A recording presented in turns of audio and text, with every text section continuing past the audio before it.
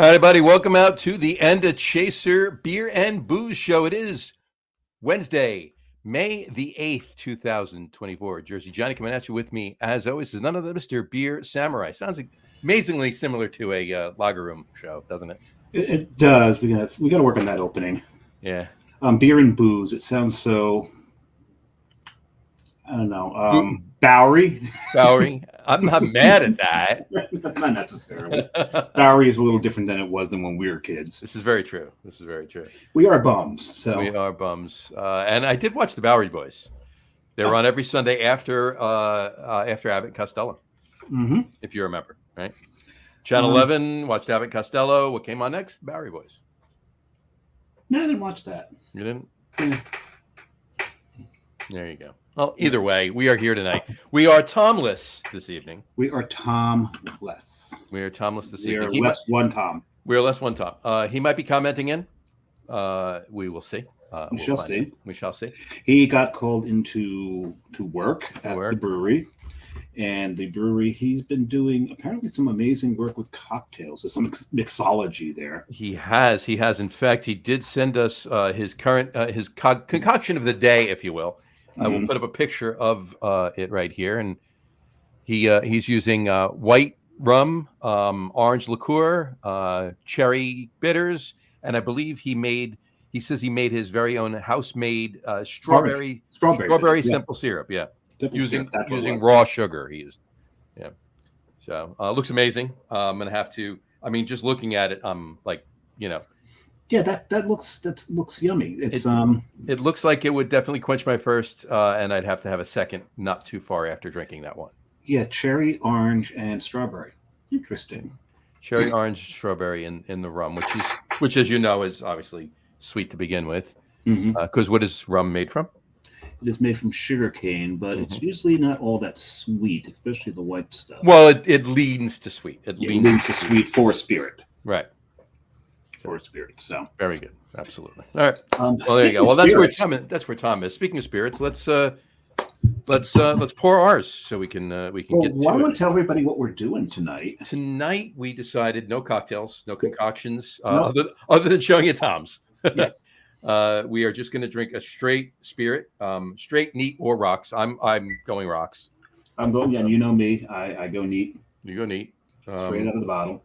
And pair it with a beer that for whatever reason we feel would pair with the beer for whatever. So Samurai, you tell us what you're doing first here. Well, it's interesting because I started to pair the bottle that I have, and I'll show you the bottle I have here. We've got some Bib and Tucker. That's one of my favorite bourbons, right? And I know it's and if you watched the Lager Room Guys show last night, I told John I'll be drinking something that you're quite familiar with. So I know this is one of his favorite bourbons. When I saw it on the shelf, I said, I'm going to have to get one because I know John hasn't had one in a while, and we know how much I love making John jealous. One way or another. Yeah, it's, if a week goes by and John doesn't give me the finger, something's wrong. Life's not worth living. That's very true. So I did test this with a few things because I know that lagers and pilsners lately people are starting to pair with bourbons, and there's some good reasons to do so. And I did like a Keller beer made by Ghost Hawk, and although they didn't go together too well, what was really interesting, it really brought out some of the the rye in the bourbon.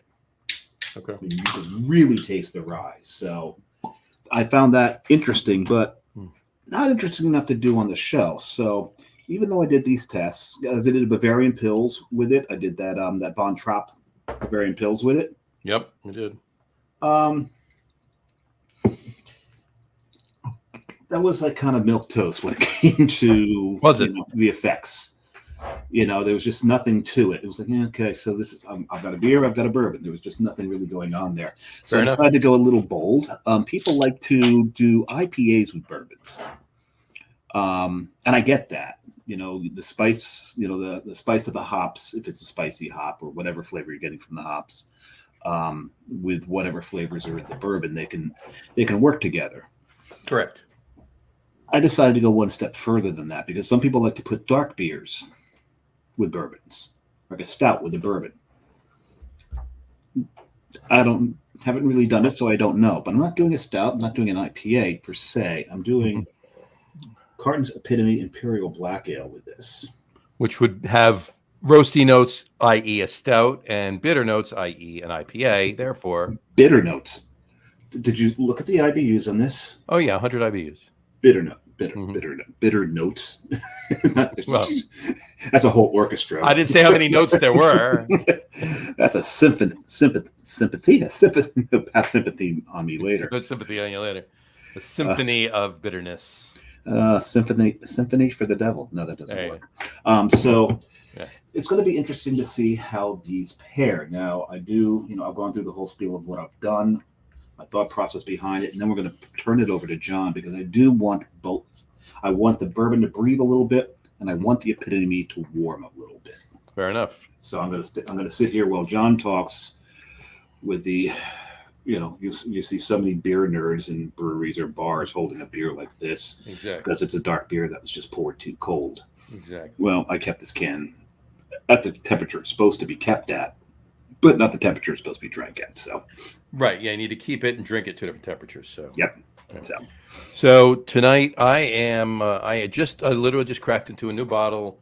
It's not an expensive bourbon. Don't say crack sitting in that chair, considering what happened last night. This is true. Yeah. I just opened a brand new bottle. Good. Of this particular bourbon. Good. I'm glad that you didn't go with broken too either. No, I didn't, exactly.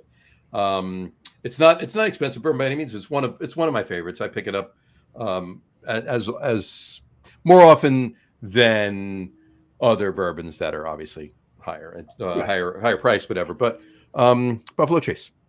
All right. And if it's newly open, the thing about bourbon is like you can age it and age it and age it and age it, and when you first open it, it's still going to have some heat to it. Still going to have heat to it. Yep. So John's opting for the heat. Mm-hmm. Exactly. I've had this bottle for a little over a week now. I actually let it sit with the cork off for a bit. Mm-hmm. Remember, I'm having it on the rocks, so yeah, that'll open it up. That'll open it up a little bit for me. And as far as the beer goes, I am pairing it with a Maibach. Whose Bach? Maibach. This is my Bach. That's your Bach. It's my Bach. It's my goat. And this is my goat right here. So now, a couple of reasons. One, it's May. It is May. So and MAI is the German word for May. For May, right? So, and so it's a Bach to drink in May, a Maibach, right? So that's one reason to have it. Mm-hmm. 2, the notes of the flavors of a Maibach, personally for me, pair well with bourbons. The flavors of any Bach, right? Any Bach, not just a Maibach. So you've done this before, right? Okay. And then the other reason is Buffalo Trace is a bourbon from Kentucky, obviously. Otherwise, it's not really technically a bourbon. No, that's not true. That is formally true. It's way back, but it just has to be made in the U.S. and for original barrel, original charred barrel. white oak, American white oak barrel, right? Yes. And then has to be a certain percentage of the grains. Yeah, it has to be a certain percentage of corn versus rye. Rye. And there can be wheat in it as long as the other percentages are met. Correct. And then the other thing is it has to be a particular ABV coming out of in the 2 different stages, right. Coming out of the still, and then it has to be brought down to a particular ABV out of the barrel. Out of the barrel, right. What you got? And but the other reason is it's Kentucky, mm-hmm. Okay, and this Maibach is from Tennessee. Okay. Memphis to be exact. So neighbors. There you go. Neighbors. So there you go. 3 reasons that I'm pairing this particular beer with it. So, all right. I'm thirsty. Hey, I got batch 33 here. You have batch 33, do you? Yeah. Very nice. Bottle 32033. 32033. Mm-hmm. Aged 6 years. This is a pretty bottle. I like these bottles. I love the Bib & Tucker bottle. So, cheers. You can make a whatchamacallit out of that. A lamp. You can make a lamp. So cheers. Cheers. Cheers.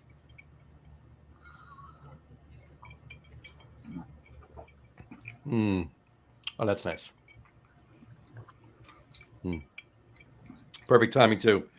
The ice Open it up. A little bit of melting of the ice. Open it up a little bit nicely. And this has got. I'm loving. To me, the flavor component of a really fine bourbon is when you've got that little bit of citrus note to it. Yep. Right. That's how you know you're dealing with someone who really knows what they're doing. Vanilla.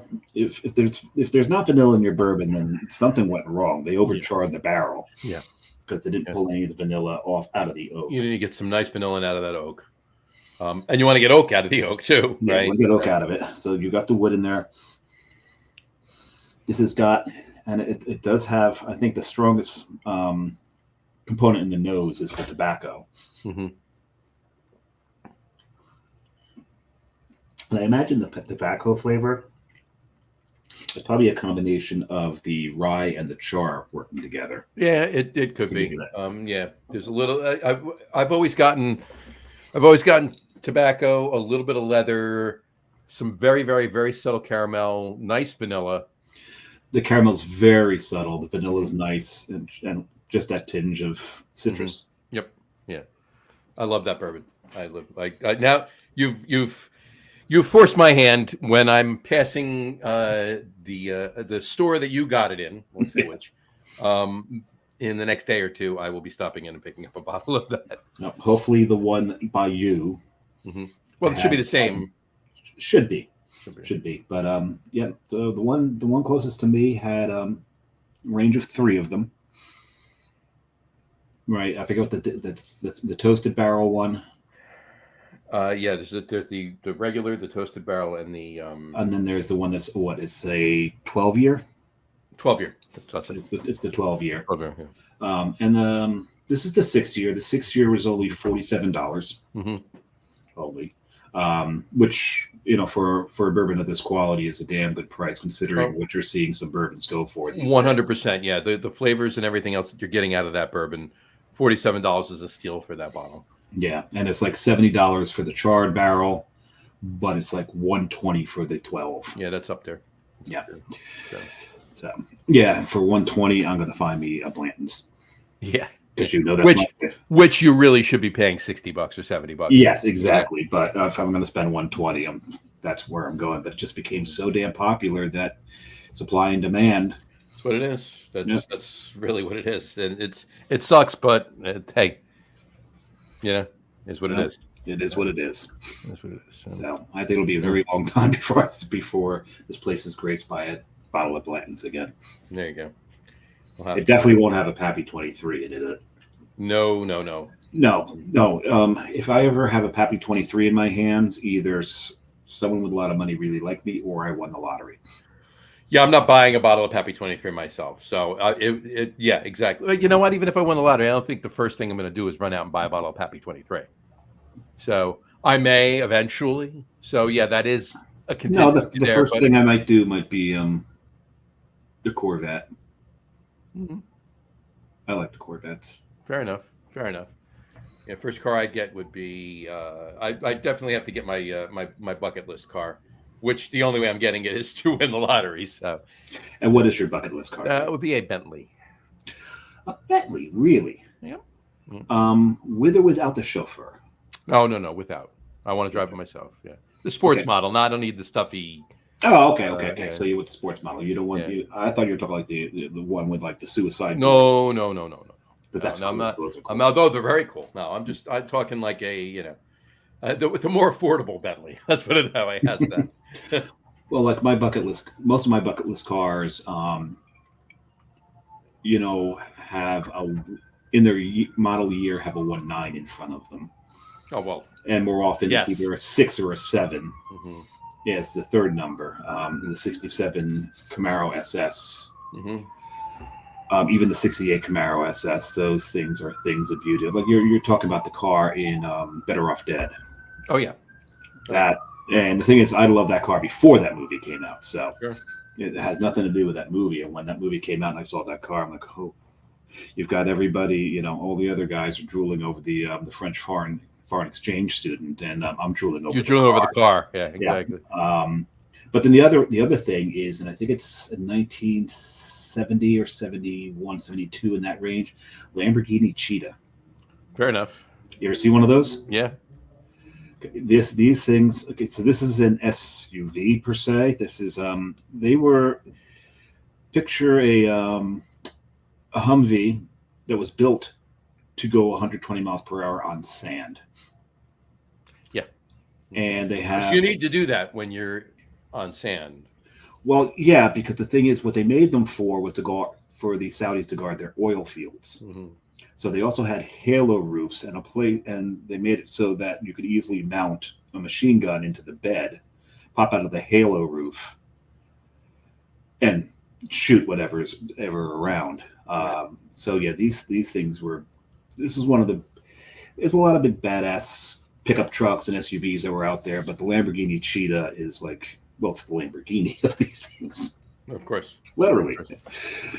Yeah, my other bucket list car is a 1987 Porsche, if you will, 928 S4. Interesting. 928 S4. I know that.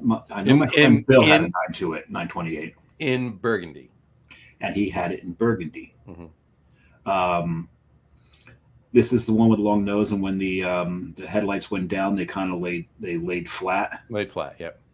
He may have had your car. Very nice. I'm just saying.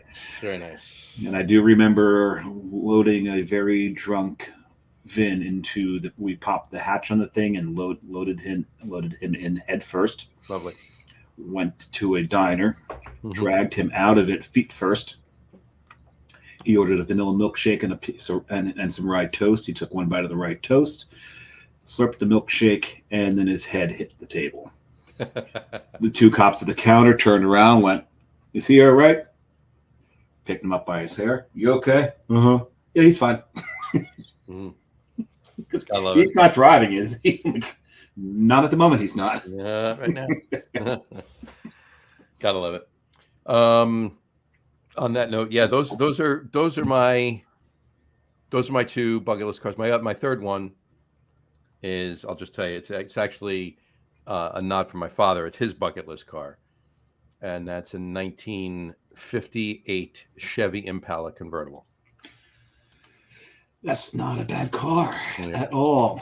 White convertible roof, white leather interior, cherry red exterior. It's the first year for that model. Impala. So, yeah. And Bill also had an Impala. It was 1970, baby blue. There you go. But he always wanted to get that car, and he had cars around that, but that was that was like an elusive car to him. He wanted to get that.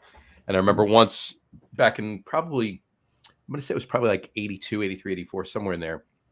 He every now and then pick up the want ads, the cars, just to look, right? Probably maybe even earlier. It might have been 81, 82. And he saw one. A woman was selling same car, exact car, 9,000 miles on it. Oh, she had it in the garage. Yep. Which driven once by a little old lady from Peoria. Yeah, exactly. Right. And she was just getting rid of it. She was selling it for, I think she wanted like $7,500. That's it. Oh my God. Right. So he saw it. And it was right when the want ad press came out. If anybody, I don't even know, do they still have the want ad press? Is that still a thing? I don't know. Right. So if it's not, anybody watching this that doesn't know, it was a classified book for cars. You can have, it was other things too, but there was two. There was an automotive one and then everything else. Yep. The automotive one was but local for your basic area. Yeah. And it came out once a week, I believe it was, right? It was a weekly thing. It was a weekly publication. So it was the day it came out. So he called the number in it straight away. Woman picked up and she says, she hadn't gotten any calls on it at all. And he's the first one. He says, great. He says, he where we live for where the car was about half an hour, 35-minute ride, maybe 40 minutes tops. So he says, I'll be up in X time or whatever. I'm getting in the car right now with my checkbook. Don't give it to anybody else. It's mine. I'm on my way. Hold it for me. I'm there. She says, no problem. He literally left like a minute later, he's in the car leaving. He got all the way up there. As he's pulling up her block, the car's driving away. Oh. And he went to the door and he said, I told you to hold it. I was coming. She said, somebody came here because she had her address listed too. Right. Okay. Somebody came by and she said, are you the guy that just called? And he said, yes. And he wasn't. He lied. Bag. Right. So wrote her a check, bing, bang, boom, took the car, left, boom, got did the title thing and all 9 yards. So yeah, so the guy, whoever it was, like screwed him out of the car. But that was as close as he ever got to get in the car. Well, I texted while we were talking. I texted Bill. He had his 928 Burgundy 928 was a 1980. Okay.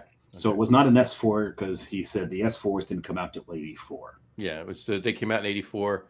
I want the 80. I want the 87. That's my that's number one. Actually, it's Bentley, the sports model, the 87 928 S4, and then the 58 Impala. Those are my three. Another car that I wouldn't mind having, and the owner of this brewery would probably fit in his garage very, very well, was the 1969 GTO, the Judge. The Judge. Okay. That car was a beast. And the horn, when you hit it, play "Here Come the Judge." Here come the Judge. that was something else. So the other one I'll throw out there too, wouldn't mind it. It's not necessarily on my list. It is and it isn't. Just to throw it out there, would be a 1971 Oldsmobile 442. I have driven one of those. So with the Hearst shifter. Oh yeah. Right. Oh yeah. That's the car, that's a car, because there's several of them. That's one of the cars where if you get down under the trunk and look underneath the car, there's a set of big balls hanging down. Yeah, massive set. Yeah. The muscle cars, gotta love them. But I also want to say this too. I always said this, if I ever hit the lottery, other than that stuff and whatever else, whatever other million things I want to do with the money, whatever. One thing that I always said I wanted to do, I want to, because buying some cars obviously will become a hobby if I had that expendable income, right? Okay, Jay Leno. Yeah, well, not to that level. Oh, not to that level. Not to that level. No. But I want to buy every car I ever had. Not the exact car, just. Well, yeah, I couldn't. I know what you're talking about. Yes. Right. I don't know if I'd want to do that. I had some dogs, but actually, I think the first thing I'd buy if I hit the lottery, vehicle-wise, Mercedes Sprinter camper van. Fair enough. And quit my job and just quit her job, and we would just drive around the U.S. Yeah, you know what? That's not a bad idea either, to be honest with you. Because the thing is, and you get in go to a brewery, park in the parking lot, say, hey, do you mind if we crash in the parking lot tonight? And if you can, then you just have at it at the brewery. That's it. So that'd be so much fun. But yeah, those camper vans, and you can get a full bathroom in there, full kitchen, queen bed. It's amazing how much you can fit into something that's a van. Oh yeah, you can fit a lot in that. It's ingenious how the engineering and the layout of these things. It's really something else. So I would love to have one of those. Tell you, I'd be first rule of order would be to visit every national park. Yeah, that's not a bad idea either. There's a lot of things. I mean, clearly, breweries and distilleries too. Yeah, you're more into the distilleries than I am. I'm more about the breweries. Breweries, distilleries, ballparks, specifically baseball and football. Yeah. And not just. I mean, we visited a bunch. I have a bunch checked off, if you will. Not, however, a lot of ballpark chasers, as they call them, right? They don't consider it being checked off the list unless you see a game there. Right. I would agree with that. I understand it. I don't necessarily agree with it because what I do. You said do. What I do is if I'm there, if I'm in that city and a game's not going on while I'm in that city, like say I'm at a football stadium. It's not like you're not going to go. Right. But what I do is I make sure I take the tour. So technically I see more of the damn stadium than I would if I just went to a game. So that's my caveat, right? That's my. I still need to get to Fenway. Yeah. Oh, Fenway's. Yeah, I've been to Fenway a dozen times. Need to get to Fenway, but the jewel of my crown of ballparks, Wrigley. Yeah, I've been to. Well, that Wrigley fits into the. I haven't seen a game, but I've taken the tour. I've been to Wrigley 3 times and haven't seen a game. The game I saw.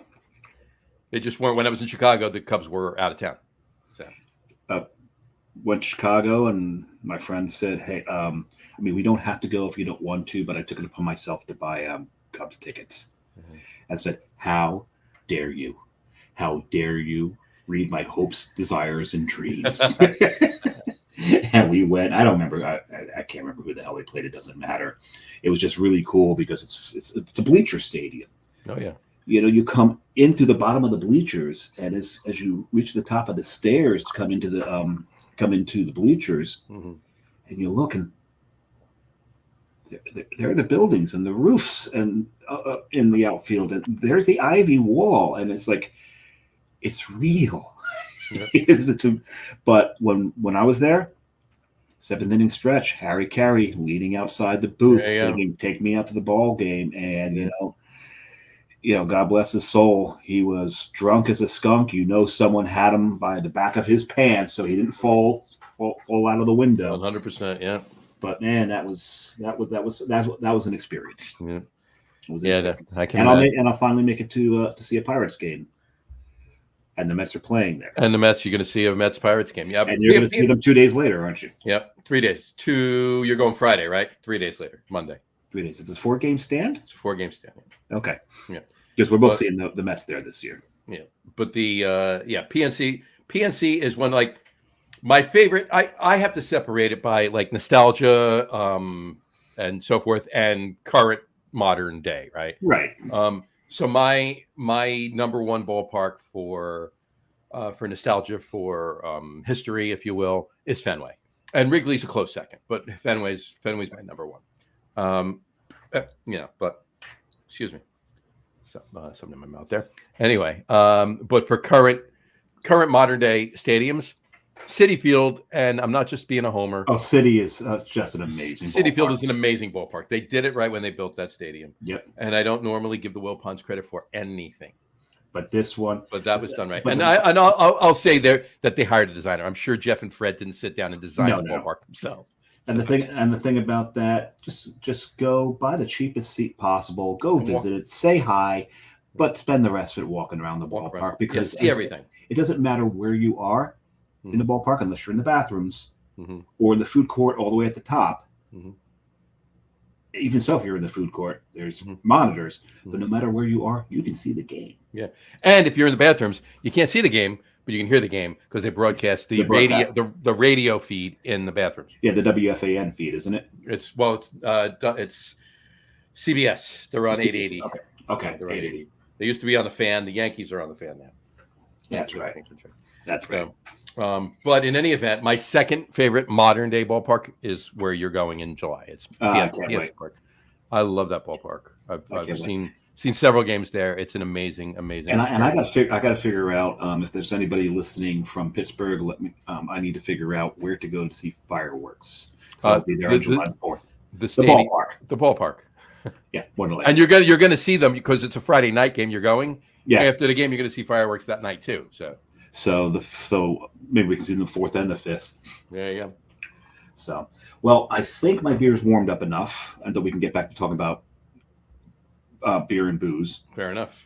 Oh, that's what this is about? Yeah, apparently that's what the show's about. Okay. I was just getting in sports it's still a work in progress because you got your sports in coming up in just a little bit. Just a little bit. But so when I take it. So we talk about the tasting notes of this. Mm-hmm. Epitome has like such a roasty element to it. When it ages a little bit, and this has got a little bit of age on it, it gets this almost like slow plum flavor to it. There's really like a dark fruit, pit fruit. So if we add the two together. And he's drinking his epitome in a Teco. Because it is technically kind of an IPA. Kind it's of just sort of. not. It's just not pale. Mm-hmm. I'll say one thing: drinking the bourbon first really smooths out the bitterness in this beer. Okay. And then now to go back to the bourbon and see what it does to the bourbon.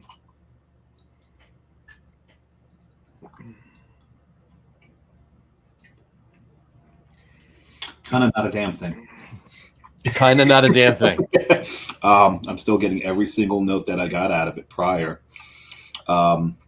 It makes it almost gives a little bit of sweetness to it. I think that's about it. All right. Fair enough. That's about it. That's fine. And that's, I mean, and that makes sense too, because you have 100 IBUs on your palate in that beer. Yeah. There's no way that bourbon is anywhere near as bitter as that beer, so it's definitely gonna seem sweeter. So I think what's going on here is the two have their levels of bitterness and are canceling out certain levels of bitterness in each other. Sure. So like I said, it's smoothing out the epitome, and the bourbon becomes a little sweeter from it. Fair enough. So there you go. Does make sense. Okay, John, time for you to Maibach it up. Maibach it up. This well, as I said before, the flavor profile in a Maibach, or any Bach for that matter, the bread notes, the caramel notes, the not roasty but toasty notes, right. Maybe even a little bit of citrus, like you said, very little, but there, and the bitterness from the noble hops that you're getting really, really, really, for me anyway, pair very well with certain bourbons, but more often than not most bourbons.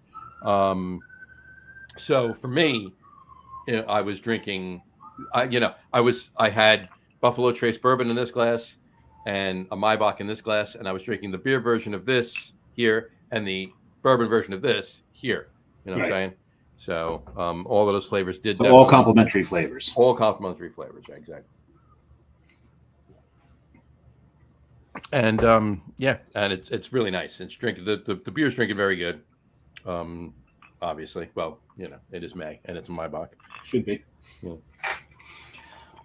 We'll say one thing. If you take, I really wish I'd had a Ragen to try with this. Yeah, you know what? I might do that the next time we do this show, and it's a different bourbon.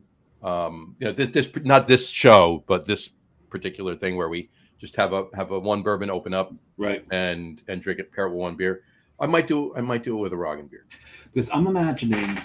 So Maibach, other than the rye, is not too far off of a Ragen when it comes to malt bill. No, you could put you base it. Well, it's similar. It's similar. I said not too far off. Right. It's not identical. It's not too far off. But because I think why the Maibach works so well and so complementary is because it's not that far off from a Ragen. A Ragen, to me, if you take the hopping out of a Ragen, to me that might be because we've said it many times before on Lager Room Guys. We haven't said it many times here because this is only our fourth show. It's our fourth show. Is that to make a spirit, to make bourbon, to make whiskey, you need to make beer. You can make beer first. Yeah. And it's not hops. So if you take the hops out of a Ragen beer, I imagine that's kind of what the beer that becomes bourbon might taste like. I've never actually tasted the beer. From what I hear, it's entirely undrinkable. But if you don't hop a beer or put some bittering agent in it, they're undrinkable. That's the whole reason they did it. I mean, it's just sweet. It's basically cereal water, more or less. It's like, but it smells great. Yeah, but I imagine not such a good taste. Yeah. I imagine if you distilled a Ragen, you'd get something pretty similar to a bourbon if you aged it in charred barrels. Right, and you're not too far off of there. And then and a Maibach being not that dissimilar from a Ragen, just not that rye bite, might be why you're getting a lot of complementary flavors. Sure, of course. And depending on what the rye bill is in the Ragen. Yes. If it's a higher rye bill, then I would pair it with rye. Yeah. That would be. And you that know would be me, very, you know me and rye. Love my rye. He does love his rye. The only thing he loves more than rye, I think, is gin. This is true. This is true. This time of year. I don't drink much gin. As much as I love gin, I don't drink much gin in December or January. No, the cold months, John's more of the rye. Rye and bourbon. Yeah. Yep. But I will tell you, just was up. Obviously, anybody that watched the Log Room show last night, was just up in Vermont. Did pick up. Oh, this rye, yes. Did pick up a few. Picked up some rye. Picked up a couple other things while I was up there. But specifically speaking of gin, I picked up a bottle of maple gin, and I had to taste it while I was there. And this was at Smuggler's Notch Distilling, right? And in the Burlington room. Burlington store, right? The tasting room, yeah, on Church Street. But I had to taste it, because you know me and maple, and you know me and gin. Yes, right? Put the two of them together. Exactly. So I said to myself, this is either going to be disgusting or the best thing since sliced bread. Right? So, and it was indeed the best thing since sliced bread. It was fantastic. Wow. Yeah. That's so at some point in one of the next several shows, not sure whether it'll be the next one of these or a breakout show or something else, but at some point on End of Chaser, you will see me having a maple gin cocktail. Maybe, perhaps, considering one of my most recent purchases. Did we do that already? A maple? We did a maple themed one, didn't we? We did a maple theme. Damn it! No, we didn't do a maple theme one. No, we didn't do a maple theme. I did maple on it, but it was nut. It was nuttiness. It was nut. It was a nut theme. We got. It was the cocktail before. No, it was that. No, it was that one. Yeah. In fact, I can pull it up here. I have all the shows listed right here. Whatchamacallit? We did our first one, which was just it was right around St. Patrick's Day. So it was just the introduction. We were just drinking. It's just the introduction, but I did Guinness and Irish whiskey, and I believe you did too. I think I did Guinness and Irish whiskey as well. Right. Because I had some 12-year-old Redbreast. Right. I still do. I'm looking at it right now, lovingly. For the second, you're looking at your Redbreast lovingly. I'm giving it bedroom eyes. There you go. But yeah, so the second show we did, it was the we're a bit nutty today. That one, I had a pecan porter, but I did do a cocktail with my smoked maple syrup. But you have to do one with yours, so we can do that on the next one. It doesn't have to be the gin one. I'd rather wait on the gin one until we get into like. No, we don't have to do it in the next one. I'm just saying, coming up, let's do a maple show. We can do a maple show. I'm fine with doing a maple show. Yeah, I know you are. That's your favorite. I'll do a maple show every week. Yeah, you do. Anybody who watches Log Room Guys knows John's favorite adjunct is maple. And if we do a maple show, we're going to have to do a coconut show. You know that. We're going to have to do a coconut show for you. That's my favorite adjunct. And we'll have to figure out Tom's favorite adjunct. Coconut lends itself more to summer, and maybe we wait till fall before we do the maple show. We can do that. I know. I've heard a brewery might be making a maple forward beer in October. I've heard that as well. So we can do that. But hey, I'm fine with doing a maple show. So you don't have to sit on that bottle you bought for 5 months or 4 months. We can do one before that and then do another one then too. It's very possible. And I can't remember the name of the brewery, despite seeing double right now of the words. We'll figure it out. We'll figure it out as we get closer to that. We'll figure it out. So I'm enjoying this pairing actually. I think, even though it was a last second decision, but literally a last second, John had sent the link. I was talking to him before we were about to start the show, and I'm rummaging through the beer cabinet, fridge. Chill chest, cold box, chill cabinet, cold cabinet. Kaltschrank in German, apparently. It's weird because now it's changed a little bit. I'm getting some really bready notes out of the beer now, like black bread. Black bread. Yep. What do you have in your eyeball there? It's the cap cover for the Buffalo Trace. Oh, I was gonna do a. I was just waiting for you to look up and say, "What the hell is that?" I was gonna do a one of the Mackenzie brothers, the one that who were the two Mackenzie brothers? What were their names? Bob and Doug Mackenzie. I think it was. Are their actual names or just no? I know their actual names. The Moranis one. That was Doug. That was Doug. Yes. That was Doug. I was gonna no, that was Bob. Well, that was Bob. And I was gonna pull "What You Doing" from their Christmas song. What are you doing? Oh right, yeah, I got you. So, for those of you who haven't guessed, we are still forging the format of this particular podcast. We'd love to hear your input as what you'd like to see us do, or do, in future shows. But we're going to keep the format of it's something with spirits, be it a cocktail, be it neat, and a beer. That's what this is all about. And just any other way to throw some kind of structure to the show. I mean, it's always fun when we loosey-goosey it, but a little structure never hurt. So we would love any input, any feedback you can get, things you want to see. We are going to start maybe some guests, cocktail-wise, spirit-wise, on the show at some point. Not necessarily at some point, show, but at some point. But other than that, because that's in the works. Other than that, talk about anything else you'd like to see. We've. Tom's got his following, so he's reaching out to peeps to see what they want to see on the show. Because he's got his at the pub, which is part of the Lager Room Guys podcast the Lager Room Podcast Network.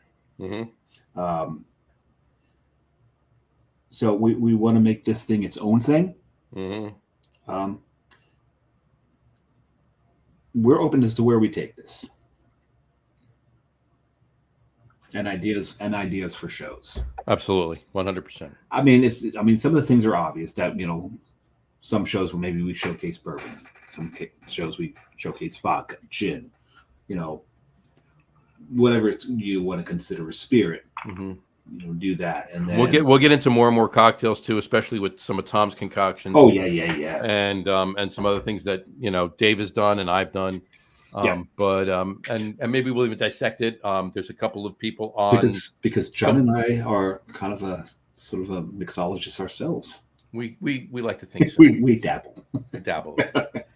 But there are a few people, a few pages, if you will, people on Instagram that have their own cocktail pages, and would love to get a couple of them on. Because I follow them, and I'm pretty sure Dave does as well. I don't follow any cocktail pages. I know Tom does. I've sent them to him, but yeah, I'd love to get a couple of those on. But we'll do that. But the main thing is, let us know what your thoughts are. Give us the feedback, and we'll put that information to good use. So.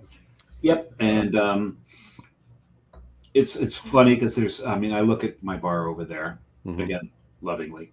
And I've got some spirits over there that I don't know are available to everybody, and I don't know that John nor Tom would want to buy a whole bottle of just to do a show. Like I've got Pisco over there. Nice. I know John would be open to Pisco. I don't know Tom so much on that. We'll see. We'll see. We'll have to figure it out. Because every year I do celebrate Pisco Sour Day. There you go. It is a Peruvian holiday. But hey, they make it. They're responsible for Pisco, and it's undrinkable by itself. Please don't drink it neat. No, that has to be mixed into a cocktail. So. Don't ever drink Pisco neat. But there's so many other things that are out there, and so we would love to explore the world of spirits, and we'll see how much our bank accounts can afford to get into all of these things. Exactly. Perfect. All right. So it's space constraints are another thing. This is true. Yeah, space is just another issue. Yeah. Anyway, all right. On that note, Perfect segue. Don't you think? That note, like the bitterness note of epitome. Epitome, right? On that note, we'll wrap up the show for today. What do you think? You got anything else to say? No. No, I'm just blabbering to fill time right now. There you go. We'll wrap up the show for today. On that note, we'll wrap up the show for today. Anyway, want to thank everybody for watching. If those of you just listening to the audio podcast, thank you for listening. Don't forget to visit our website. All of the End of Chaser info will be on the lagerroom.com website. That's LAGERROOM.com. And please remember, like us and follow us on our social media. Right now, it's just Facebook. And of course, YouTube. You can check out everything for End of Chaser on the Log Room podcast channel. And Facebook is at End of Chaser, obviously. Remember, we go live with the video podcast on Facebook and YouTube every other Wednesday night around 6:30 p.m. Eastern time. Yeah. For those of you who just want to listen to the audio podcast, you can do so on our audio host, Spreaker, as well as iHeartRadio, Apple Podcasts, Spotify, Odyssey, Audible, Google Podcasts, Amazon Music Podcast, TuneIn, Podcast Addict, Castbox, Deezer, Podchaser, Listen Notes. Pretty much anywhere you'll find an audio podcast, you'll find the End of Chaser podcast. Whoa! Tom just commented. As we're on the outro. As we're figuring out, he said, "Hey guys." Hey Tom. Hey Tom, how you doing? Cheers. Cheers, Tom. I'm actually typing back, "Hey Tom." There you go. Hey Tom. There we go. So there you go. Apparently Tom found a break in the big crush at the bar tonight. There you go. But fantastic cocktail before, though, Tom. Absolutely. Yes. Yeah, that looks delicious. So we'll have to make one of those. Anyway, yes. So please do us a favor and follow us on one or all of those, or as many of those as you want. Yeah. And you'll never miss a show. Anyway, thanks for following along with us. And please give us a follow because we're just starting. Yeah, give us a follow on Facebook. Give the YouTube a follow too. Obviously, that'll help the Logger Room Podcast Network as well, because all of the shows on the Logger Room Podcast Network are on the Logger Room YouTube channel. So, and that includes a sports one, which is coming up in just a few minutes. So, in any event, give us a follow on those. Thanks for following along with us. Have a great rest of your week. Have a wonderful weekend. Drink a lot of beer and spirits, but drink responsibly. Yeah. And we will talk to you in a couple of weeks, folks. Yeah. See you then. Take care. Cheers. Bye now.